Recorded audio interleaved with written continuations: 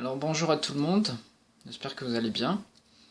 Aujourd'hui je vais essayer de faire une petite vidéo, sachant que je ne voulais pas faire de vidéo. Je vais essayer de la faire pour essayer de retranscrire ce que je perçois, à la fois dans ma perception, et à la fois ce que je souhaite partager également pour que vous y retrouviez un petit peu plus, à la fois dans votre propre vie, mais également lorsque j'ai des séances où j'accompagne les personnes afin de mieux distinguer ce dont on parle. Donc ce que vous voyez, un grand mur blanc immense. Donc il faut partir dans l'idée que ce mur blanc immense, il a toujours existé, il existera toujours. Bon, sauf ici, on l'a créé, mais il est comme ça, il n'a pas de limite, et c'est comme ça depuis tout le temps. Donc c'est même pas depuis tout le temps, parce qu'il n'y a pas de notion de temps, c'est comme ça, c'est un fait, et puis voilà. Et donc à l'intérieur de ce mur blanc géant, donc c'est une grande lumière, mais c'est même pas une lumière, hein, moi je l'appelle Louga, mais c'est notre maman source. Et bien de cette maman source va émerger ou vont émerger des petites sphères, pouf, qu'on va appeler une âme. Donc cette petite sphère, c'est une petite âme qui vient de ce grand mur blanc géant, et elle naît à l'intérieur d'elle-même. Voilà. Et de cette petite sphère va partir ensuite là où bon lui semble. Hein.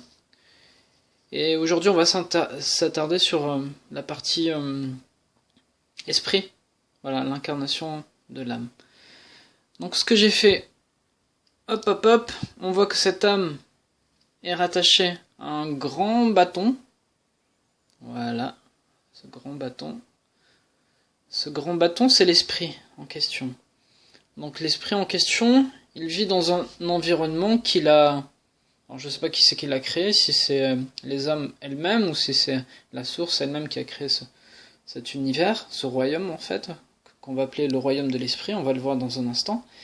Sachant qu'il y a plusieurs royaumes, hein, il n'y a pas que le royaume de l'esprit, il y a d'autres royaumes où il n'y a pas d'esprit, et où l'âme fonctionne complètement différemment, et de manière plus, on va pas dire plus brute, mais plus avec son essence, avec sa propre essence, avec une conscience beaucoup plus large que juste la forme du bâton de l'esprit. Sachant que l'esprit est effectivement relié à cette âme, hein, constamment. Donc on va voir un petit peu comment ça se passe en détail. Alors maintenant, je descends un peu plus loin. Et qu'est-ce que nous avons ici ? Hop, nous avons le royaume de l'esprit. Alors le royaume de l'esprit, je laisse symboliser par cette très grande chaise. Donc là vous le voyez, le royaume de l'esprit.